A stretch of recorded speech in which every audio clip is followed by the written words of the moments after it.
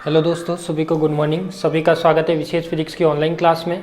तो हम tensor chapter अपन ने स्टार्ट कर लिया था। टेंसर का इंट्रोडक्शन मैंने पहले ही दे चुका हूँ। टेंसर के टाइप्स बता चुका हूँ और कौन कौन से स्केलर होते हैं, कौन से वेक्टर होते हैं, उसकी रैंक कितनी होती है, वो भी मैं आपको सब कुछ बता चुका हूँ। अब आज अपन बात करते हैं उसके जो अपन ने तीन टाइप के टेंसर देखे। एक तो कॉन्ट्रावेरिएंट देखा है, एक कोवेरिएंट देखा है, तीसरा कौन सा देखा है अपन ने, मिक्स्ड टेंसर देखा है। तो इन तीनों चीज़ों की अपन रैंक के बेस पे जो मीनिंग आती है, यानी जो फिजिकल टर्म आती है, उसकी व्याख्या करते हैं या उसको डिफाइन करते हैं। देखो, तो सबसे पहले टॉपिक लगाना है आपको वही जो अपन ने फर्स्ट लगाया था, प्रतिचर प्रदिश भौतिक राशि, यानी कॉन्ट्रावेरिएंट टेंसर फिजिकल क्वांटिटी।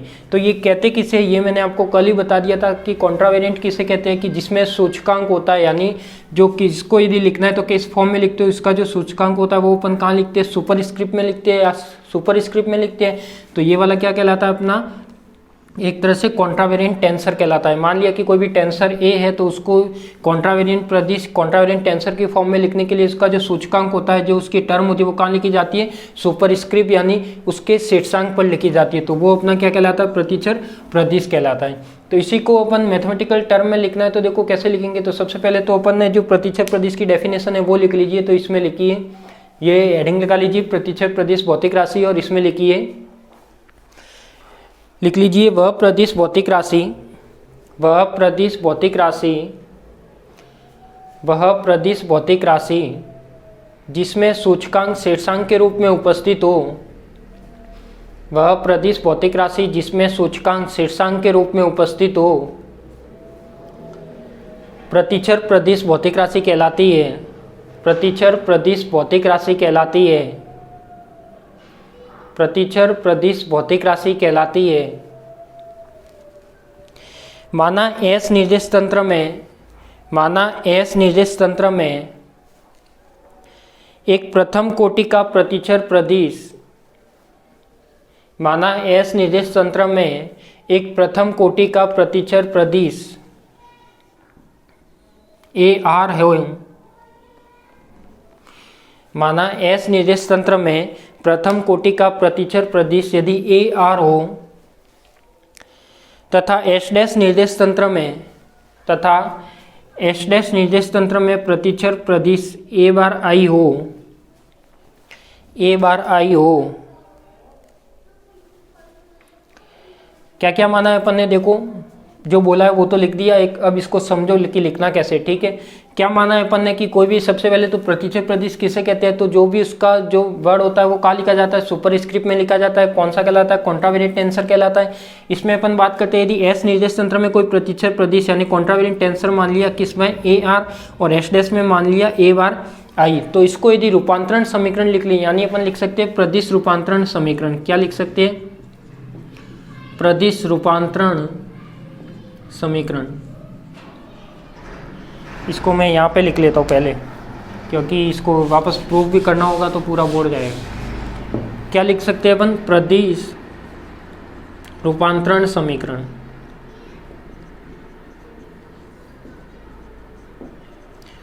प्रदिश रूपांतरण समीकरण। अब अपन ने माना क्या, देखो एक तो एस में तो माना है अपन ने ए आर, और एस डैश में क्या माना है, एस डैश निर्देश तंत्र में माना है अपन ने ए बार आई। अब इनके जो प्रदिश रूपांतरण समीकरण या टेंसर ट्रांसफॉर्मेशन इक्वेशन होती है, इसको क्या बोलते हैं इंग्लिश में, टेंसर ट्रांसफॉर्मेशन इक्वेशन। तो टेंसर ट्रांसफॉर्मेशन इक्वेशन कैसे लिखते हैं एक बार समझना। कॉपी पेन को रख दो साइड में, एक बार सबका ध्यान बोर्ड पे। यदि ये समझ में नहीं आया तो आपको टेंसर में बहुत सारा कंफ्यूजन हो जाएगा। तो देखो मैं सबसे पहले क्या करता हूँ, प्रदिश रूपांतरण समीकरण कैसे लिखते हैं इस साइड वो देखना। सबसे पहले क्या करना है अपन को, एस डैश का जो अपन ने टर्म मान रखी है टेंसर फॉर्म में वो लिखनी है। तो ये मैंने लिख ली क्या, ए बार आई लिख लिया, ठीक है। क्या लिख लिया, ए बार आई लिख लिया, यानी एस डैश की जो टर्म थी वो मैंने यहाँ पे लिख ली। इज इक्वल टू क्या लिखना है अपन को, इज इक्वल टू कल के लिखना है कि जहाँ पे जो एस निर्देश तंत्र की थी वो क्या लिखना है, एस क्या लिख दिया अपन ने, ए आर, ठीक है। यानी एस डैश की टर्म तो अपन ने यहाँ पे लिख दी, एस की टर्म यहाँ पे लिख दी।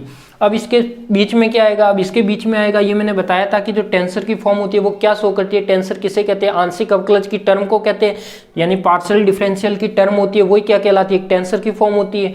मैंने कल ही बताया था इसके जो पीछे वाली क्लास थी उसमें। तो इसमें क्या होगा, जो ए बार आई है उसको यदि आंशिक अवकलज की टर्म में लिखोगे तो यहाँ पे देखो यदि यहाँ पे ए बार आई है तो यहाँ पे क्या लिखना है, डेल एक्स आई, और जो इस वाली का डेल एक्स आएगा वो कहाँ आएगा, अपना नीचे आएगा। तो ये वाली जो टर्म होगी वो क्या होगी, प्रदिश रूपांतरण समीकरण होगी। क्या होगी, प्रदिश रूपांतरण समीकरण होगी।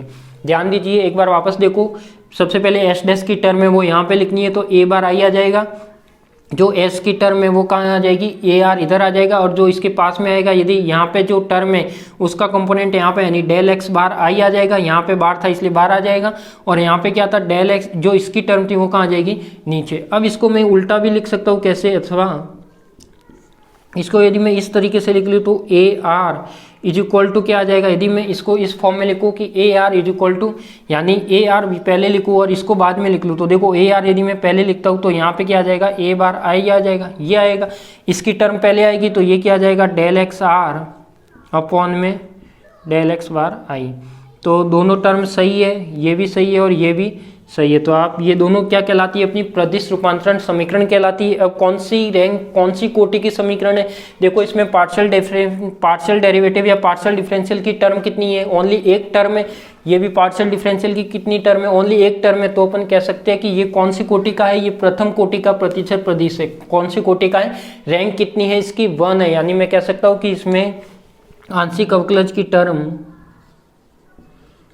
आंशिक अवकलज का एक पद है, अतः यह प्रथम कोटि का प्रतिच्छेद प्रदिश है, अतः यह प्रथम कोटि का प्रतिच्छेद प्रदिश है।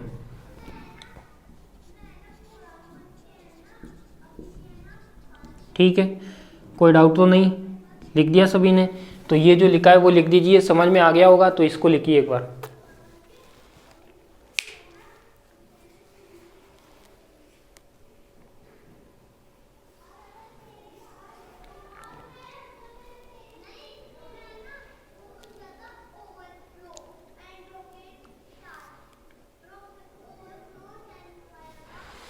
इसको लिख दीजिए, फिर अपन आगे बढ़ते हैं।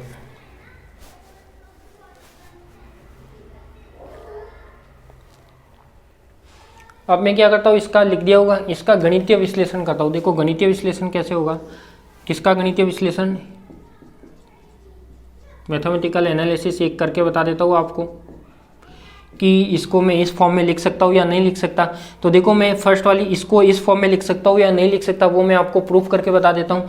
अपन ने कौन सी टर्म ली, मान लिया कि यहाँ पे जो टर्म ली है वो कौन सी ली है, A bar I is equal to del X bar I upon में डेल एक्स आर। यहाँ पे क्या है, इसको मैं नंबर दे देता हूँ 1। ठीक है, तो जो अपन ने जो फर्स्ट टर्म थी वो लिख ली। अब मैं क्या करता हूँ, यहाँ पे एक मल्टीप्लाई करता हूँ, किसका, डेल एक्स के और डेल एक्स बार आई का गुणा करने पर, दोनों पक्षों में गुणा करने पर। ठीक है, यानी इस टर्म का मैं क्या करता हूँ, दोनों साइड में मल्टीप्लाई करता हूँ। तो ये टर्म क्या आ जाएगी, देखो डेल एक्स के अपॉन में डेल एक्स आई, यहाँ पे क्या आ जाएगा अपने पास, ए bar I is equal to, यहाँ पे भी मल्टीप्लाई होगा तो डेल एक्स के डेल एक्स बार आई, और यहाँ आ जाएगा डेल एक्स बार आई और डेल एक्स आर। ठीक है, और यहाँ पे क्या आ जाएगा, ए आर। अब देखो ये भी पार्शियल डेरिवेटिव की टर्म है, तो इसको मैं एक्सचेंज करके लिख सकता हूँ। एक्सचेंज क्यों करूँगा, क्योंकि अपन जानते हैं कि क्रोनिकर डेल्टा क्या होता है, अपन जानते हैं कि जो क्रोनिकर डेल्टा होता है, अब इसको लिखना है तो मैं कैसे लिखूँगा, वही डेल एक्स आई और डेल एक्स जे की फॉर्म में लिखूंगा। यानी यहाँ पे यदि बार है तो यहाँ भी बार होना चाहिए, इसके नीचे भी बार होना चाहिए। तो इसको मैं क्या करता हूँ, एक्सचेंज कर लेता हूँ। एक्सचेंज करने का मीनिंग है कि इसको मैं ऐसे लिख सकता हूँ कि डेल एक्स के डेल एक्स बार आई, साथ में क्या है, ए आई इज इक्वल टू, यहाँ पे हो जाएगा देखो डेल एक्स के, इसको मैं इधर लाऊंगा तो ये क्या हो जाएगा, डेल एक्स आर, ये हो जाएगा डेल एक्स बार आई, और ये हो जाएगा डेल एक्स बार आई। ठीक है, और ये क्या हो जाएगा अपना ए आर। अब क्रोनिकर डेल्टा की परिभाषा क्या होती है, क्रोनिकर डेल्टा से आप जानते हो, क्या जानते हो, क्रोनिकर डेल्टा से आप क्या जानते हो कि जो डेल के आर होगा वो किसके इक्वल होगा, ये होगा अपने पास देखो डेल एक्स अपॉन में, यदि मैं इसको लिखना चाहूँ तो इसको इस तरीके से लिखूंगा, तो ये अपना क्या एक तरह से क्रोनिकर डेल्टा है। जो ये वाली टर्म है ये क्या है, क्रोनिकर डेल्टा वाली टर्म है। अब इसकी वैल्यू कैसे निकलेगी, देखो इसकी वैल्यू यदि ये क्या है, k is equal to R है तब तो 1 होगा, और यदि k not equal to R है तो क्या होगा, 0 होगा। तो ये वैल्यू यहाँ से निकलेगी। और जो ये वाली टर्म है इसको भी मैं लिख सकता हूँ, इसको क्या लिख सकता हूँ, तो देखो इसको मैं इस फॉर्म में लिख सकता हूँ, तो डेल एक्स के डेल एक्स बार आई, ये क्या हो जाएगा अपना ए bar I is equal to, ये क्या हो जाएगा, ये तो बन गया डेल के आर, और ये बन गया अपना डेल बाहर आ जाएगा क्योंकि बाहर है, और यहाँ पे क्या आ जाएगा, दोनों साइड आई आ जाएगा, और यहाँ पे क्या आ जाएगा ए आर। अब मैं क्या मानता हूँ, देखो यहाँ पे यदि k is equal to R मानता हूँ, यानी जो डेल के आर है उसकी वैल्यू कितनी मानता हूँ, 1। तो देखो इसका आंसर क्या आ जाएगा आपका, ये देखो डेल एक्स के डेल एक्स बार आई, ये क्या हो जाएगा अपना ए बार आई, ठीक है, इज इक्वल टू, अब देखो इसकी मैं वैल्यू 1 मानता हूँ, तो इसकी वैल्यू 1 कब होगी, इसकी वैल्यू 1 तभी होगी जब k इज इक्वल टू क्या होगा, r होगा, तभी इसकी वैल्यू क्या होगी, 1 होगी। तो डेल के आर की वैल्यू 1 होनी चाहिए, तो 1 कब होगी, जब k इज इक्वल टू क्या होगा, r होगा। तो देखो जब k is equal to r है, यानी इस पूरी टर्म में जहाँ पर k था वहाँ पर क्या रखना है अपन को, r रखना है। तो यहाँ पे जो k था वहाँ पर क्या रखना है अपन को, r रखना है, ठीक है। तो ये क्या हो जाएगा, r में कन्वर्ट हो जाएगा। अब क्या हो गया अपने पास, देखो ये इसकी वैल्यू 1, और ये क्या है डेल आई अपॉन में डेल आई, तो ये मैंने पहले ही बताया था, कल इसकी प्रॉपर्टी में भी लिखवाया था कि यदि आई आई होता है तो उसकी वैल्यू कितनी होती है, 1 होती है। ये भी क्या हो गया 1, और ये क्या हो गया अपना ए आर। तो देखो अपना रिजल्ट आ गया, जो निकालना था अपन को, A R is equal to del X R upon में डेल एक्स बार आई, और साथ में क्या आया, ए बार आई। आ गया, कोई डाउट? यानी अपन कह सकते हैं कि जो ये टर्म थी इसको मैं इस टर्म में कन्वर्ट करके लिख सकता हूँ। ये आपके सामने इसका क्या है, प्रूफ है। तो एक बार वापस समझ लो, ये क्या था अपने पास, देखो एस निर्देश तंत्र और ये एस डैश निर्देश तंत्र के दो टर्म मानी है मैंने, किस फॉर्म में, कॉन्ट्रावेरिएंट टेंसर की फॉर्म में। तो देखो जो एस डैश था वो मैंने बताया था कि एस डैश को अपन बाहर लगा के लिखेंगे और एस को नॉर्मल फॉर्म में लिखेंगे। ये टर्म यहाँ पे लिखी, इसका जो कंपोनेंट ऊपर लिखा, इसका कंपोनेंट नीचे लिखा, और ये क्या आ गई, एस निर्देश तंत्र की टर्म आ गई। इसको आप एक्सचेंज करके भी लिख सकते हो, तो ये इधर आ जाएगा, ये इसके नीचे जाएगा और ये अकेला रह जाएगा, ठीक है। तो इसको कन्वर्ट करके लिख दिया। यही यहाँ पे देखो डेरिवेटिव पार्शियल जो अवकलज वाली या आंशिक अवकलज की टर्म है वो कितनी है, 1 है, इसलिए इसकी रैंक कितनी होगी, 1 होगी। इसलिए अपन कह सकते हैं कि ये क्या है, प्रथम कोटि का प्रतिशत प्रदिश है। और इसका गणितीय विश्लेषण करने के लिए ये टर्म मैंने मानी थी, और यहाँ से ये वाली टर्म लाके क्या किया, प्रूफ किया है। तो मैंने इसका मल्टीप्लाई कर लिया दोनों पक्षों में, तो दोनों पक्षों में मल्टीप्लाई हो गया। इसको एक्सचेंज किया, क्यों एक्सचेंज किया, क्रॉनिकल डेल्टा की टर्म में बनाने के लिए। तो एक्सचेंज कर लिया मैंने एक दूसरे को, तो बार बार वाला एक साइड और सिंपल वाला एक साइड हो गया। क्रॉनिकल डेल्टा यहाँ पे लगाते हैं तो ये क्या आ जाएगा, k is equal to R आएगा, तो इसकी वैल्यू कितनी हो जाएगी, 1। तो इसकी वैल्यू 1 लिख दी, और ये पहले से ही 1 है तो 1 हो जाएगा, और ये क्या आ जाएगा, आपका आंसर आ जाएगा। तो इसको लिख दीजिए।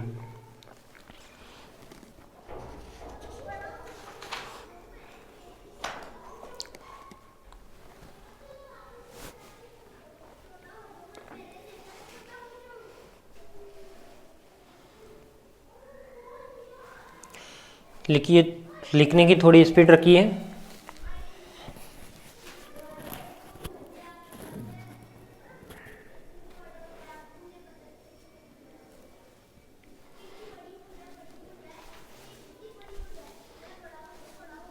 ये तो अपन ने जो प्रतिचर प्रदेश में लिखा है, कौन सी कोटि का लिखा है, प्रथम कोटि का प्रतिचर प्रदेश। यदि आपको पूछता है कि प्रथम कोटि का प्रतिचर प्रदेश लिखिए, यानी क्या लिखिए, प्रथम कोटि का प्रदेश लिखिए, या प्रथम कोटि का प्रदेश रूपांतरण समीकरण लिखिए, यानी क्या है, tensor transformation equation in first rank, ठीक है।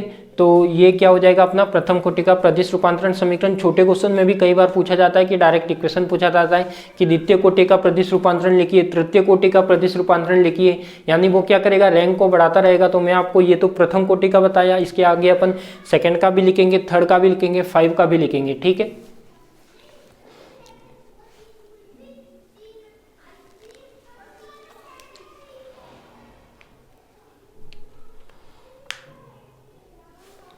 यहाँ पे ये जरूरी नहीं कि मैंने आर माना है और आपने आई माना है तो यही मानना है, कुछ भी मान सकते हो। पर ये चीज़ ध्यान रखना, आप दिमाग में बैठा देना, यदि आर मानते हो तो आप हमेशा आगे तक आर ही मानना, आर एस टी ऐसी टर्म मानना, और यदि यहाँ आई यहाँ मानना है तो आई जे के की टर्म में मानना, ठीक है।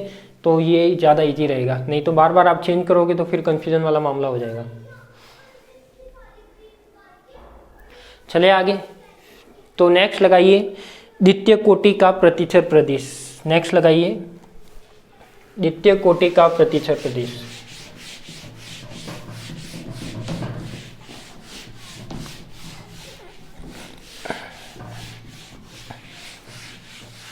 द्वितीय कोटि का प्रतिचर प्रदिश।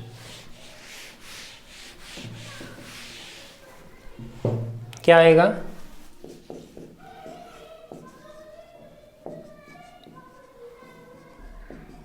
द्वितीय कोटि का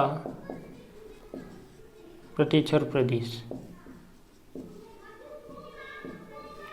यानी ये क्या आएगा अपने पास, जो कि कॉन्ट्रावेरिएंट टेंसर इन सेकेंड कोटि यानी सेकेंड रैंक। ठीक है, कॉन्ट्रावेरिएंट टेंसर इन सेकेंड रैंक, पहले क्या था फर्स्ट रैंक। अब इसमें लिखिए, माना एस निर्देश तंत्र में द्वितीय कोटि का प्रतिचर प्रदिश, माना एस निर्देश तंत्र में द्वितीय कोटि का प्रतिचर प्रदिश ARS हो, बोर्ड पर लिखा हुआ है ARS हो, तथा S डैश निर्देश तंत्र में प्रतिचर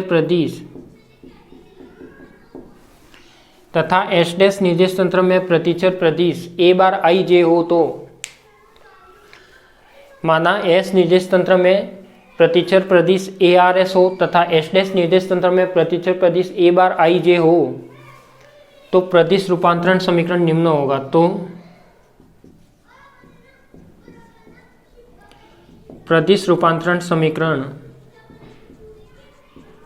क्या होगा? प्रदिश रूपांतरण समीकरण, तो देखो यहाँ पे प्रदिश रूपांतरण समीकरण क्या होगा, तो वही मैं जो पहले बताया था वही चीज बता रहा हूँ। यहाँ पे क्या लिखना है आपको, एस डैश की टर्म लिखनी है, तो ये क्या लिखना है आपका A बार IJ आ जाएगा, यहाँ पे क्या आ जाएगा आपका ARS आ जाएगा। ठीक है, अब देखो यहाँ पे क्या है, जो IJ है वो ये वाली टर्म कहाँ आती है, हमेशा ऊपर आती है, तो ये मैं लिख लेता हूँ कि डेल एक्स बार I और डेल एक्स बार क्या आ जाएगा J, और नीचे क्या आ जाएगा आपके पास डेल एक्स बार R और डेल एक्स बार S है। ठीक है, यदि यहाँ पे RS माना है तो R वाली टर्म का कंपोनेंट नीचे, S माना है तो ये वाला, और इसको आप उल्टा करके भी लिख सकते हो। कैसे? यदि मैं क्या करता हूँ, यहाँ पे तो क्या लिख लेता हूँ ARS, और यहाँ पे क्या लिख लेता हूँ A बार IJ। ठीक है, यदि इस फॉर्म में लिखना है तो इसका कंपोनेंट कहाँ आएगा, हमेशा क्या आएगा, इसका कंपोनेंट ऊपर आएगा, तो ये क्या आ जाएगा del X R del X S, और नीचे आ जाएगा डेल एक्स बार I और डेल एक्स बार J। यानी कह सकते हैं कि इसको इधर भेजना है तो ये दोनों इधर आके उल्टे हो जाएंगे, तो आप इसको भी इस फॉर्म में लिख सकते हो। और यहाँ पे आप क्या लिख सकते हो, देखो यहाँ पे आंशिक अवकलज की कितनी टर्म आ रही है, 2 टर्म आ रही है, यानी अपन लिख सकते हैं कि यहाँ पर आंशिक अवकलज की 2 टर्म है, पार्शियल डिफरेंशियल की या पार्शियल डेरिवेटिव की 2 पद है, के 2 पद है, तो यह द्वितीय कोटि का प्रतिचर प्रदिश होगा, तो यह द्वितीय कोटि का प्रतिचर प्रदिश होगा। ठीक है, तो ये क्या होगा, द्वितीय कोटि का प्रतिचर प्रदिश होगा। तो इसको आप लिखिए,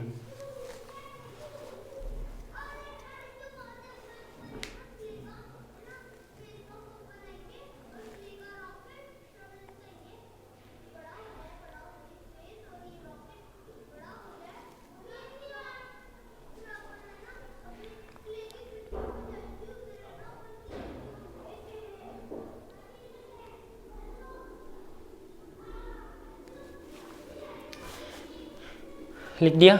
चले आगे, अब आपको क्या लिखना है, ये तो था अपने पास सेकंड रैंक का, अब अपन को लिखना है कौन सा, थर्ड का, यानी मैं मान लिख सकता हूँ यहाँ पे तृतीय कोटि का प्रतिचर प्रदिश।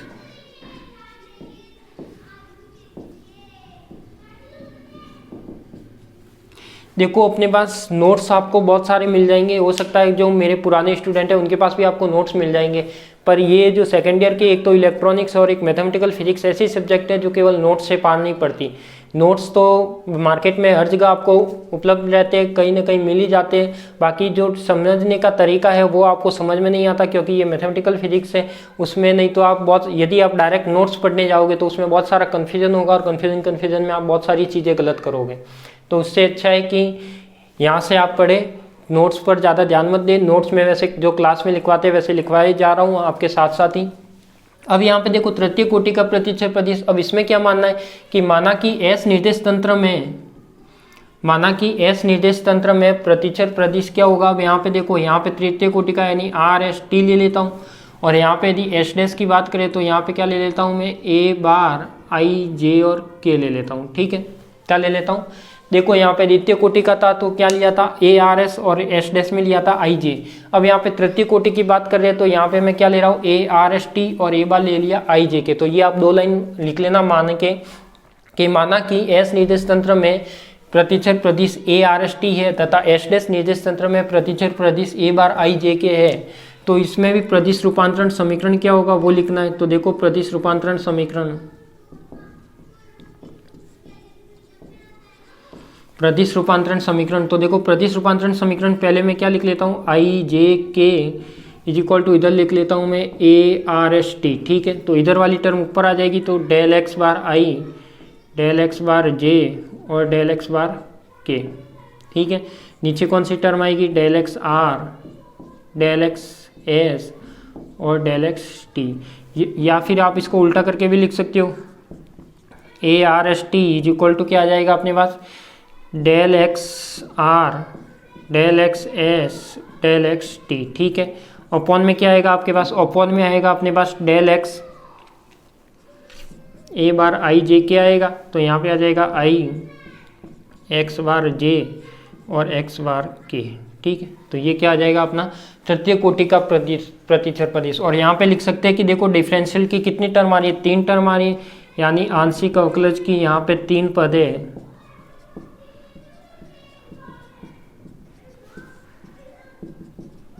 कितने पद है, 3 पद है। यहाँ पे आंशिक अवकलज की 3 पद है, अतः इसकी कोटि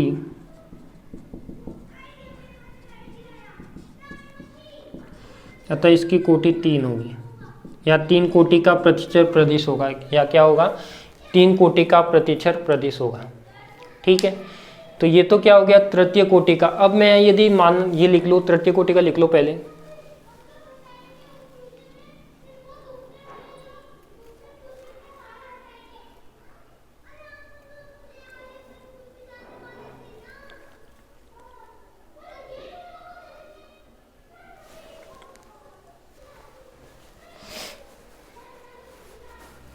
समझ में तो आ रहा है आपको, ऑनलाइन में कोई प्रॉब्लम तो नहीं हो रही। देखो ऑफलाइन क्लास तो पता नहीं कब पॉसिबल होगी, अब कुछ कह नहीं सकते कोरोना के चक्कर में। अब देखो मैं यदि एक कोटि और ले लेता हूँ, यदि मैं लेता हूँ 5 कोटि की, यानी यदि एक 4 टर्म ले लेता हूँ, rank contravariant tensor in rank of 5। ठीक है, तो पंचम कोटि का प्रतिचर प्रदिश,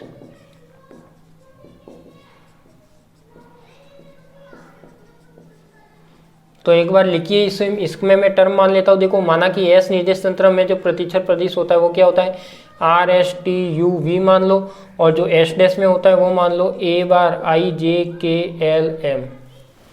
तो इसकी प्रदिश रूपांतरण समीकरण लिखिए, ये आपके लिए लिखा है मैंने। तो जल्दी से फटाफट इसकी प्रदिश रूपांतरण समीकरण लिखिए, पंचम कोटि का प्रतिचर प्रदिश उसकी एस और एस में जो मान रखा है वो ए की power R S T U V है, और जो ए बार है वो क्या है, आई जे के एल एम है। लिखिए तो जल्दी लिखिए फटाफट।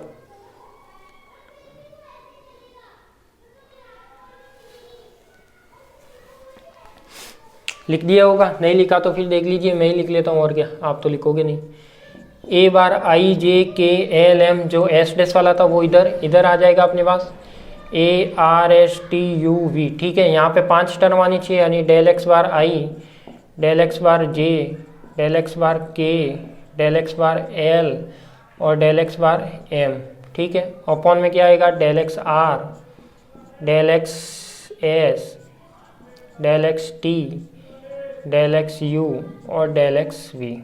या फिर इसको आप उल्टा करके भी लिख सकते हो, यदि ऐसे लिखना है तो A R S T U V is equal to यहाँ पे आ जाएगा ए bar I J K L M. तो यहाँ पे जो टर्म आएगी del X R, del X X, del X T, del X U और डेल एक्स वी। अपॉन में क्या आएगा, del X bar I, del X bar J, del X bar K, del X bar L और del X bar M. ये वाली term आएगी। तो इसमें देखो, इसमें आप लास्ट में 2 लाइन लिख लेना कि यहाँ पर आंशिक अवकलज की कितने पद है, टोटल 5 पद है, यानी ये कौन सी रैंक होगी, इसकी पंचम कोटि होगी। ठीक है, तो ये आपका हो गया एक छोटा सा कंसेप्ट। ये केवल किसका था, कॉन्ट्रावेरिएंट टेंसर का था, जिसमें अपन ने फर्स्ट ऑर्डर का लिखा है, सेकेंड ऑर्डर का लिखा है, सेकेंड का नहीं सॉरी फर्स्ट का लिखा है, थर्ड का लिखा है और 5 का लिखा है। ठीक है, तो फर्स्ट, सेकेंड, थर्ड और 5 लिखा है। ठीक है, तो इस तरह से आप कोई भी यदि क्वेश्चन पूछा जाता है, छोटा हो या बड़ा हो, आप आराम से लिख सकते हो। एग्जाम में कई बार ऐसे भी पूछा जाता है कि टेंसर को समझाइए या प्रतिच्छेद प्रदिश को समझाइए, तो प्रतिच्छेद प्रदिश में आपको ये सब कुछ लिखना है। ठीक है, तो वो डिपेंड करेगा कि कितने नंबर का क्वेश्चन है उस पर। अब अपन आगे चलते हैं, जो दूसरा टेंसर था वो उसकी बात करते हैं।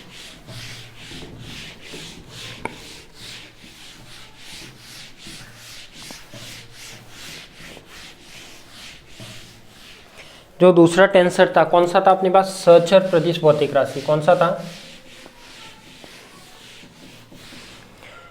जो दूसरा टेंसर था वो कौन सा था अपने पास,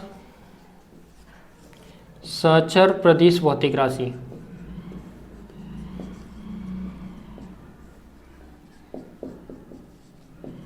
सहचर प्रदिश भौतिक राशि। ठीक है, अब ये कौन सी भौतिक राशि थी, यानी इसको अपन कैसे लिखते थे, इसको अपन लिखते थे सब स्क्रिप्ट में, यानी जो इसका टेंसर की फॉर्म आती थी कैसे आती थी, सब स्क्रिप्ट में लिखते थे। यानी कोई प्रतिच्छेद प्रदिश ए है तो इसको कोवेरिएंट बनाने के लिए कैसे लिखेंगे, ए जे की फॉर्म में। तो ये वाला कौन सा टेंसर है, कोवेरिएंट टेंसर फिजिकल क्वांटिटी। ठीक है, कौन सा है, कोवेरिएंट। वो था कॉन्ट्रावेरिएंट, ये है कोवेरिएंट। तो इसमें आप लिख सकते हो ये टॉप पॉइंट लगा के इसकी डेफिनेशन लिख सकते हो कि वह प्रदिश भौतिक राशि, वह प्रदिश भौतिक राशि, वह प्रदिश भौतिक राशि जिसमें सूचकांक पादांक के रूप में उपस्थित हो, वह प्रदिश भौतिक राशि जिसमें सूचकांक पादांक के रूप में उपस्थित हो, यानी सब स्क्रिप्ट के रूप में उपस्थित हो, सहचर प्रदिश भौतिक राशि कहलाती है। सहचर प्रदिश भौतिक राशि कहलाती है।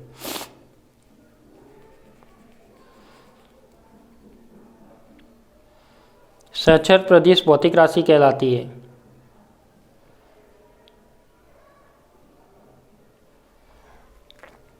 अब इसमें लिखिए, वापस फर्स्ट लगा लीजिए, प्रथम कोटि का सहचर प्रदिश।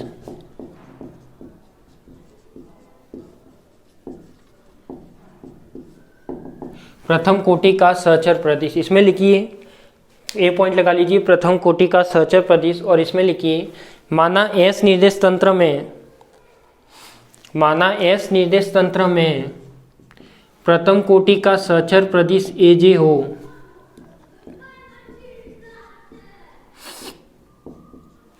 माना एस निर्देश तंत्र में प्रथम कोटि का सहचर प्रदिश एजे हो, माना एस निर्देश तंत्र में प्रथम कोटि का सहचर प्रदिश एजे हो तथा एस डैश निर्देश तंत्र में प्रथम कोटि का सहचर प्रदिश ए बार के हो, ए बार के हो, तो इसका प्रदिश रूपांतरण समीकरण कैसे होगा।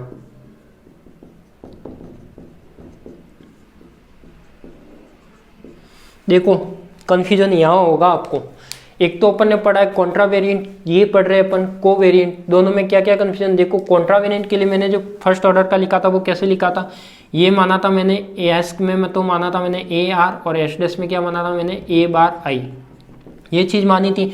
इसको लिखा कैसे था, ए बार पहले लिखा था तो ये ए बार आई आया था।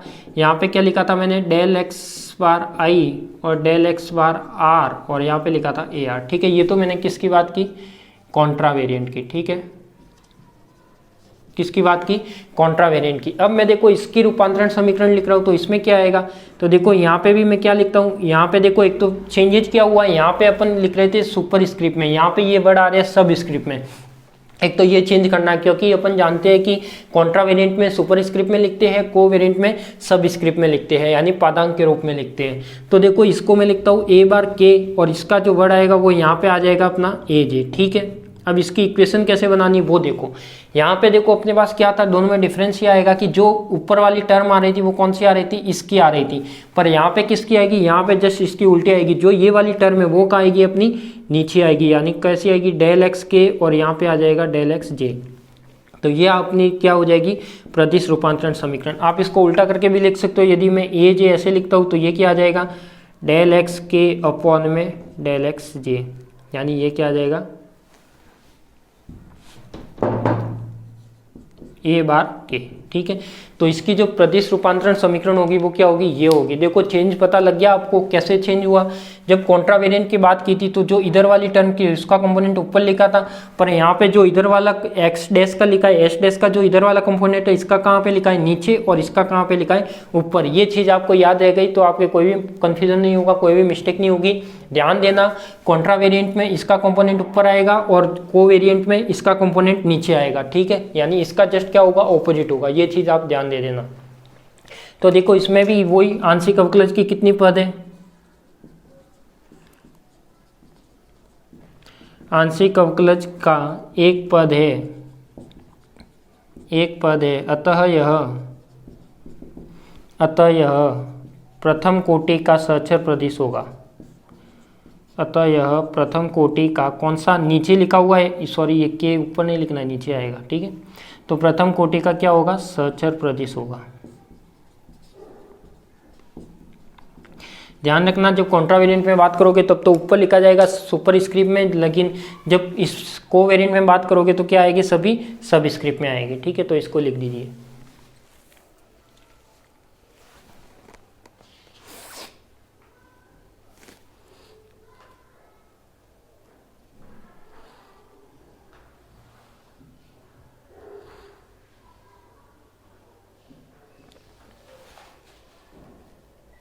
सॉरी एक मिस्टेक की है अपन ने। मिस्टेक क्या की है, देखो मिस्टेक ये की है, जो आंशिक अवकलज वाली टर्म आएगी उसमें ऊपर नीचे का कोई भी डिफरेंस नहीं आएगा। इधर ध्यान देना एक बार वापस। देखो एस ये क्या है, अपन ने ए जे माना है, और ये क्या माना है, अपन ने ए बार के माना है। पर जो यहाँ पे जो टर्म आएगी वो क्या आनी चाहिए अपने पास, यहाँ पे जे आना चाहिए और यहाँ पे के आना चाहिए। तो यहाँ भी वही टर्म आएगी अपने पास, यहाँ पे सॉरी यहाँ पे जो एक्स बार लिखा है वो तो क्या आएगा के, और यहाँ पे क्या आएगा जे। ठीक है, यानी जो आंशिक अवकलज वाली टर्म आती है उसमें सुपर सबस्क्रिप्ट नहीं आएगा। सुपर सबस्क्रिप्ट का डिफरेंस कहाँ आएगा, केवल इन दो टर्म में आएगा। ठीक है, यहाँ पे और यहाँ पे क्या आनी चाहिए, ये सब स्क्रिप्ट में आनी चाहिए। यहाँ पे ये कैसे आ रही थी, सुपर स्क्रिप्ट में आ रही थी। बाकी इसमें जो आंशिक अवकलज वाली टर्म है उसमें ये हमेशा ऊपर ही रहेंगे, तो इसमें कोई भी चेंज नहीं आएगा। ठीक है, तो इसको लिख दीजिए।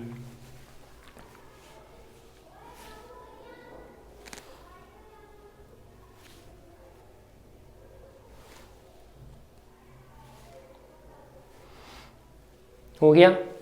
अब मैं लिखूं सेकंड कोटि का, या आप लिखोगे,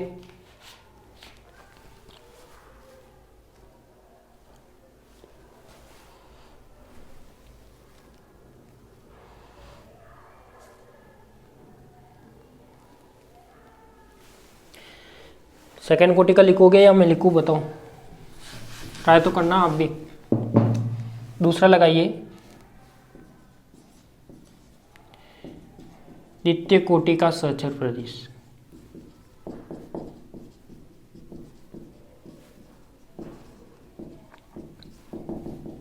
द्वितीय कोटि का सहचर प्रदिश, इसमें मैं मान लेता हूं कि जो एस है, एस निर्देश तंत्र में माना कोई सहचर प्रदिश है, यानी एस निर्देश तंत्र में कोई द्वितीय कोटि का सहचर प्रदिश है, तो उसको मैं लिख सकता हूं ए जे, यहाँ पे जे था तो यहाँ पे लिख लेता हूँ म्यू। ठीक है, और यहाँ पे जो एस डैश निर्देश तंत्र की बात कर ले तो यहाँ पे मैं लिख लेता हूँ ए बार के और न्यू। ठीक है, अब इनके क्या लिखने अपन को, प्रदिश रूपांतरण समीकरण लिखने हैं। तो आप दो लाइन तो सब में मान के लिखनी है कि माना कि एस निर्देश तंत्र में सहचर प्रदिश ए जे म्यू है और एस डैश निर्देश तंत्र में क्या है, ए बार के न्यू है। तो इसका जो प्रदिश रूपांतरण समीकरण होगा वो लिखना है। ठीक है, तो प्रदिश रूपांतरण समीकरण, तो देखो इसमें क्या आएगा अपने पास, यदि मैं इस ये टर्म पहले लिखता हूँ तो ए बार के न्यू आ जाएगा, और इधर क्या आ जाएगा अपने पास, ए जे म्यू आ जाएगा। ठीक है, अब अपन को क्या करना है, जो बीच वाली टर्म आ रही थी वो कैसे लिखनी है। कॉन्ट्रा वेरिएंट में तो इसकी टर्म कंपोनेंट ऊपर आता था, पर को वेरिएंट में कहाँ आता है, नीचे आता है। तो डेल एक्स बार कहाँ आ जाएगा, के, और डेल एक्स बार न्यू, यहाँ पे आ जाएगा डेल एक्स जे और डेल एक्स म्यू। ठीक है, या फिर इसको आप ऐसे भी लिख सकते हो, ए जे म्यू, तो डेल एक्स बार, यहाँ पे देखो यहाँ पे क्या आ जाएगा अपना, ए बार के न्यू। ठीक है, तो यहाँ पे जो आ जाएगा तो del X bar K upon में डेल एक्स जे और यहाँ पे आ जाएगा del X bar nu upon में डेल एक्स बार म्यू। एक ये वाली टर्म बस ध्यान रखनी है आपको, तो बाकी टर्म आप आराम से बना दोगे। अतः यहाँ पे कितने अवकलज, आंशिक अवकलज के दो पद हैं, आंशिक अवकलज के दो पद है, तो यह द्वितीय कोटि का, तो यह द्वितीय कोटि का सचर प्रदिश होगा, या द्वितीय कोटि का सचर प्रदिश को व्यक्त करेगा। देखो लैंग्वेज आप कुछ भी बना के लिख सकते हो, लिखो इसको।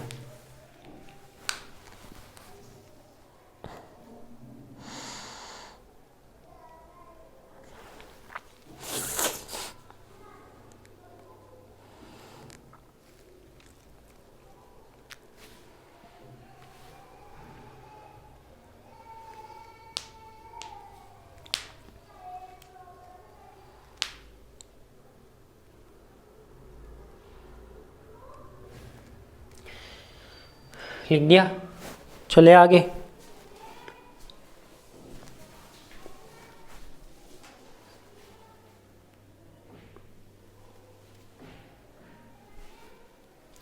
अब मैं क्या करता हूं, यहां पे लिखता हूं तृतीय कोटि का। क्या लिखता हूं, लिख लूं तृतीय कोटि का या लिखना बाकी है? या तृतीय कोटि का आप भी लिख सकते हो, बताओ। आप भी लिख सकते हो तृतीय कोटि का।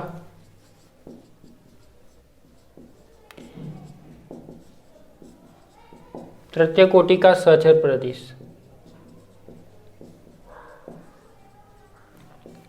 यानी ये क्या हो जाएगा, देखो S, तो S में क्या हो जाएगा, ए जे म्यू और आर। एस डैश में मैं मान लेता हूं कि ए बार के न्यू और ओमेगा। ठीक है, अब इसकी प्रदिश रूपांतरण समीकरण लिखिए। तो इसमें भी वही टर्म लिखनी है जो आप पहले से लिखते आ रहे हो। माना कि S निर्देश तंत्र में सचर प्रदिश होता है या तृतीय कोटि का सचर प्रदिश ए जे म्यू आर है, तथा एस डैश निर्देश तंत्र में सचर प्रदिश ए बार के न्यू ओमेगा है। तो इसका जो प्रदिश रूपांतरण समीकरण होगा वो क्या होगा, A bar K nu omega is equal to, यहाँ पे आ जाएगा अपने पास ए जे म्यू आर, और यहाँ पे जो टर्म आएगी यानी नीचे इसकी टर्म आती है, तो del X bar K, del X bar new और डेल एक्स बार ओमेगा, और इसकी ऊपर टर्म तो del X J, del X mu और डेल एक्स आर। ठीक है, या फिर इसको आप उल्टा करके भी लिख सकते हो। तो ये क्या आ जाएगा, ए जे म्यू आर इधर आ जाएगा, ये आ जाएगा ए के न्यू ओमेगा, तो ये बन जाएगा अपना del X bar K upon में del X J, del X bar nu upon में डेल एक्स म्यू और del X bar omega is equal to del X R, और ये इसके साथ में आएगा ए के न्यू ओमेगा। ठीक है, तो ये क्या हो जाएगा अपना तृतीय कोटि का। लिखिए इसको भी।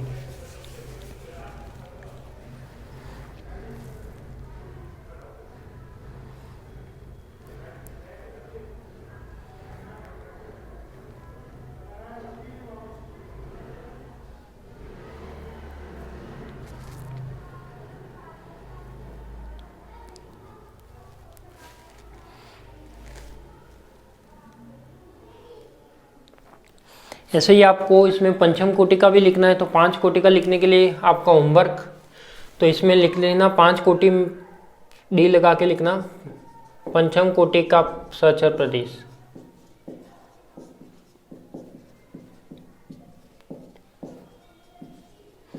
तो यहाँ पे भी आप 2 लाइन लिख लेना कि यहाँ पे आंशिक अवकलज की 3 पद है, अतः यह तृतीय कोटि का सचर प्रदेश को निरूपित करेगा। जब 5 कोटि की बात करोगे तो यहाँ पे मैं मान लेता हूँ कि S में जो मान लेता हूँ वो क्या मानूँ, A B C D और E। S डैश में मान लेता हूँ मैं A P Q R S और T। देखो जो वर्ड माना है जरूरी नहीं जो मैंने माना है वही मानो, यहाँ पे J माना है तो J ही मानो, आप A B C D भी मान सकते हो। आपको तो ये इक्वेशन लिखनी आनी चाहिए, बस जो टर्म मानी है उस टर्म की ट्रांसफॉर्मेशन इक्वेशन लिखनी आनी चाहिए, ये चीज़ ध्यान रखना है। तो आपको ये वाला आपके लिए होमवर्क, ये आपको ही लिखना है, तो फटाफट लिखिए इसको। पंचम कोटि का सचर प्रदेश, जिसमें माना कि एस निर्देश तंत्र में जो सचर प्रदेश है वो ये है, एस डैश निर्देश तंत्र में ये है, तो इसको ट्रांसफॉर्मेशन इक्वेशन के रूप में लिखिए। जल्दी लिख लीजिए, फिर अपन आगे बढ़ते हैं थर्ड टेंसर पे, मिक्स्ड टेंसर।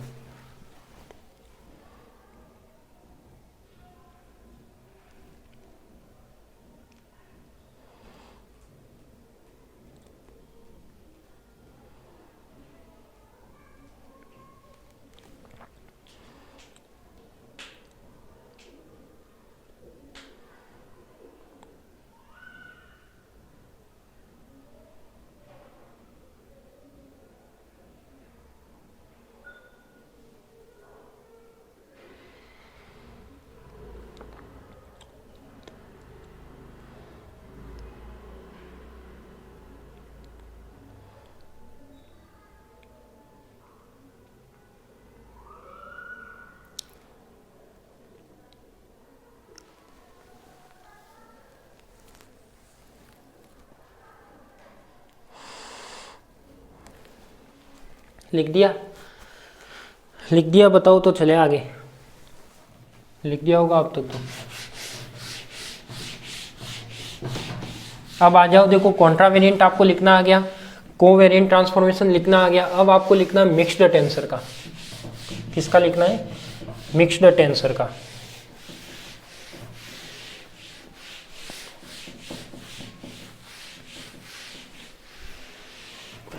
तो थर्ड लगाइए। थर्ड कौन सा टेंसर था अपना? मिश्रित प्रदिश भौतिक राशि।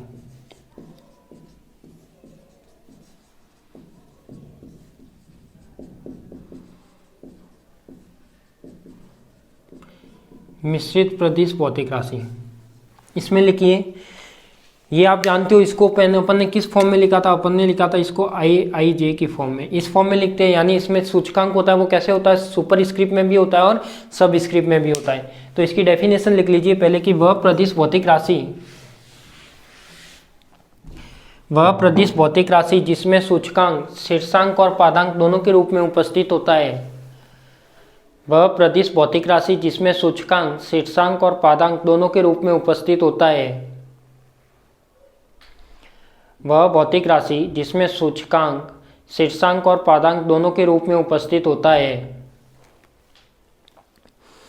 दोनों के रूप में उपस्थित होता है। वह मिश्रित प्रदिश भौतिक राशि कहलाती है। वह मिश्रित प्रदिश भौतिक राशि कहलाती है।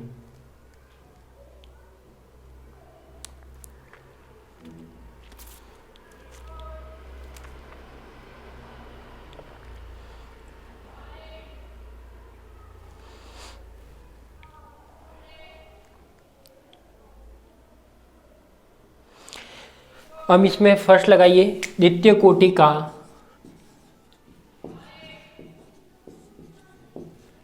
कोटि का मिश्रित प्रदिश।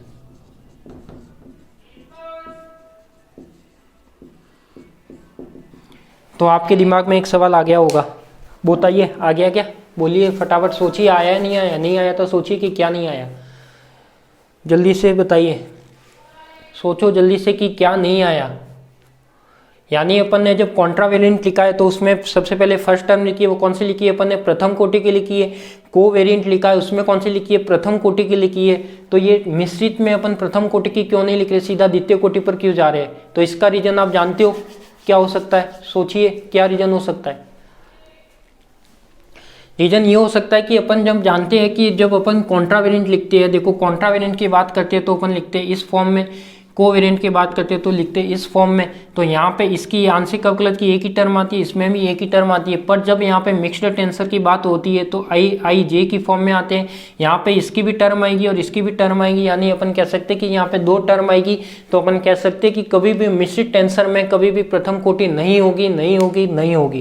तो अपने पास कह सकते हैं कि जो मिनिमम ऑर्डर होगा वो कौन सा होगा? अपने पास सेकेंड ऑर्डर होगा।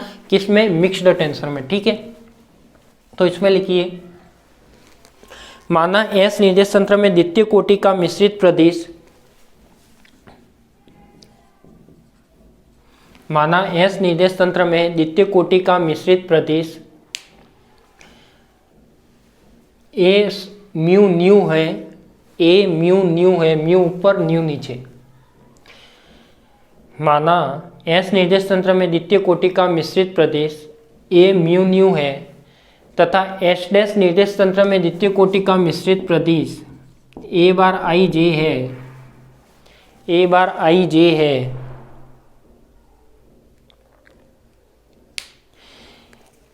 एस डैश निर्देश तंत्र में द्वितीय कोटि का मिश्रित प्रदेश ए बार आई जे है। अतः प्रदिश रूपांतरण समीकरण से, अतः प्रदिश रूपांतरण समीकरण से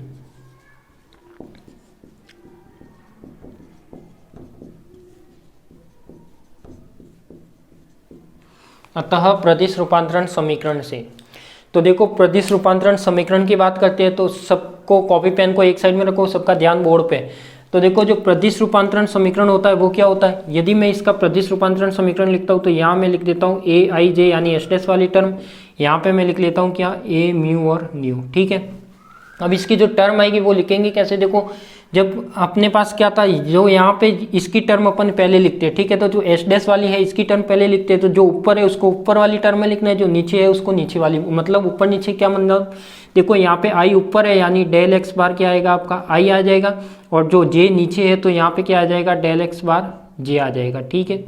ऐसे यहाँ पे इसकी ये था तो ये तो क्या आ जाएगा अपने पास, अब ये बचा तो ये एक्स म्यू फर्स्ट टर्म और सेकेंड टर्म आ जाएगी न्यू।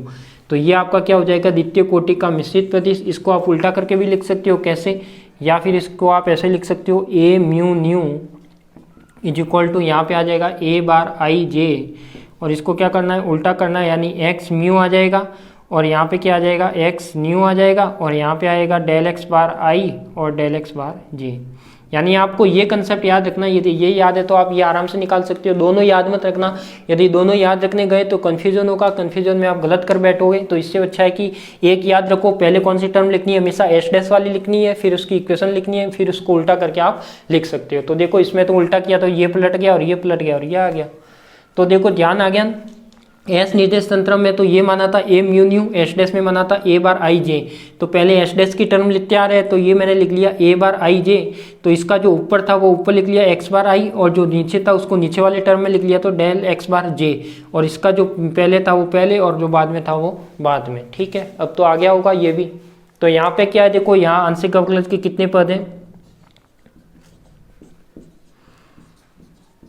आंशिक अवकलज के 2 पद है, आंशिक अवकलज के 2 पद है, तो यह द्वितीय कोटि का मिश्रित प्रदिश होगा, या मिश्रित प्रदिश को व्यक्त करेगा, मिश्रित प्रदिश को व्यक्त करेगा।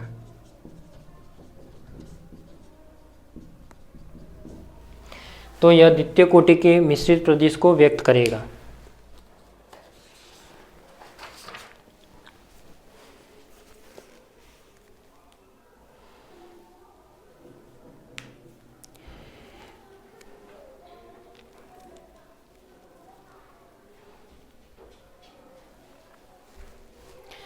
नेक्स्ट लिखिए, ये लिख दिया क्या, बताओ लिख दिया हो तो चले आगे। नेक्स्ट लिखिए,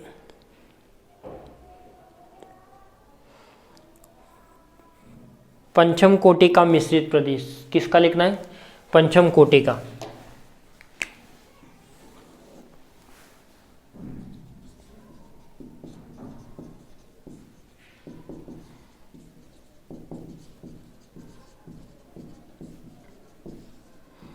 यानी मिक्स्ड टेंसर इन 5 रैंक या 5 ऑर्डर, ठीक है, 5 ऑर्डर, ठीक है।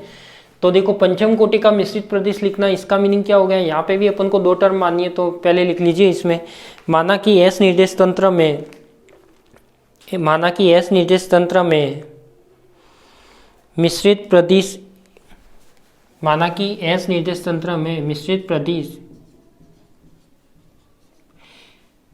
ए P Q R S T तथा एस डैश निर्देश तंत्र में ए आई जे के एल एम। माना कि एस निर्देश तंत्र में पंचम कोटि का मिश्रित प्रदिश ए पी क्यू आर नीचे एस टी है, तथा एस डैश निर्देश तंत्र में पंचम कोटि का मिश्रित प्रदिश ए बार ये एस डैश है, तो ये क्या आ जाएगा बार आ जाएगा, ठीक है सबके। अतः इसका प्रदिश रूपांतरण समीकरण लिखा है, तो इसका प्रदिश रूपांतरण समीकरण आप लिख के बता दीजिए, लिखिए, खुद लिखिए, आसपास नहीं जागना है, इधर उधर नहीं देखना है, दूसरों की कॉपी में नहीं देखना है, खुद की कॉपी में लिखना है। तो लिखिए इसका, जल्दी से लिखिए, पंचम कोटि का मिश्रित प्रदिश।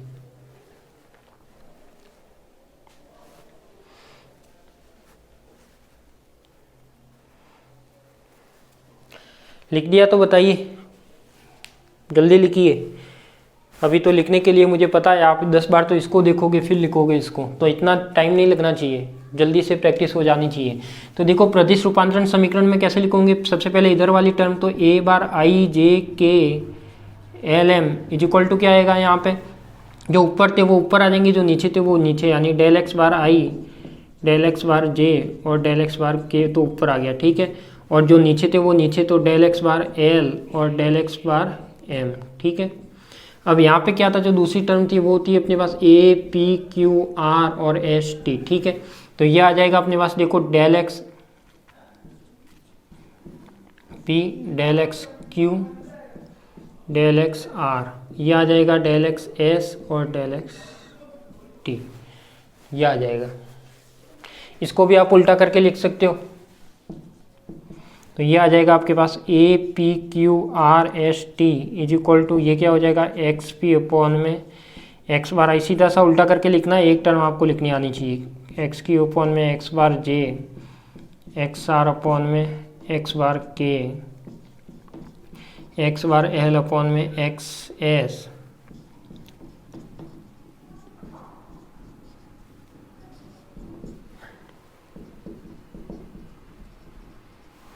ये हो जाएगा पंचम कोटि का मिश्रित प्रदेश, ठीक है।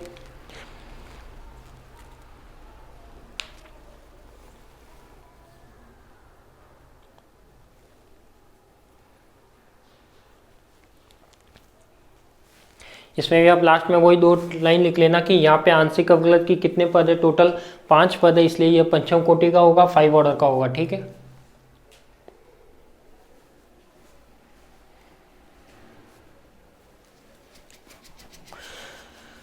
एक आपको होमवर्क कौन सा 7 कोटि का दे दे, एक होमवर्क आपको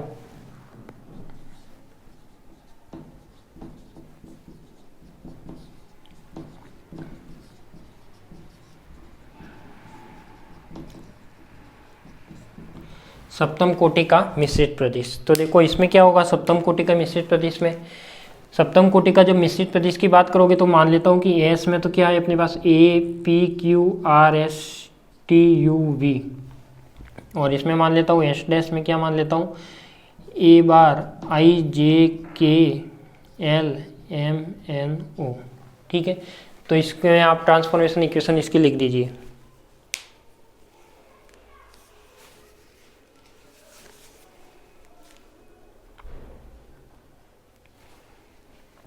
लिख दीजिए इसकी, ये आपका होमवर्क है, तो जल्दी, ये होमवर्क मतलब अभी लिखना है साथ के साथ, अलग से नहीं टाइम।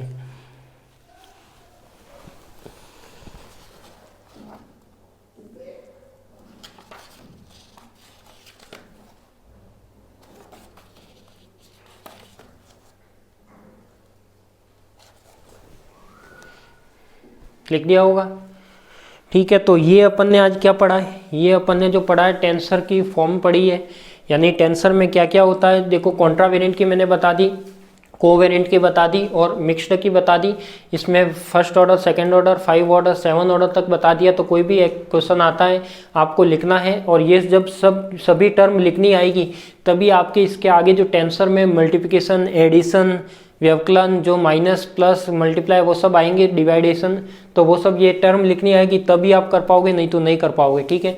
तो इसलिए अपन इससे कि जितने से ज़्यादा प्रैक्टिस करोगे उतना आपके लिए बेनिफिट रहेगा, ठीक है। तो आप सभी को धन्यवाद, मिलते हैं अपन नेक्स्ट क्लास में नए टॉपिक के साथ। इसी का टेंसर का पार्ट नंबर 3 रहेगा, जिसमें अपन उसके कुछ संक्रिया यानी जो टेंसर के ऑपरेटर होते हो या ऑपरेशन होते हैं, प्लस माइनस गुणा भाग, उसकी बात करेंगे, ठीक है। तो धन्यवाद आप सभी को।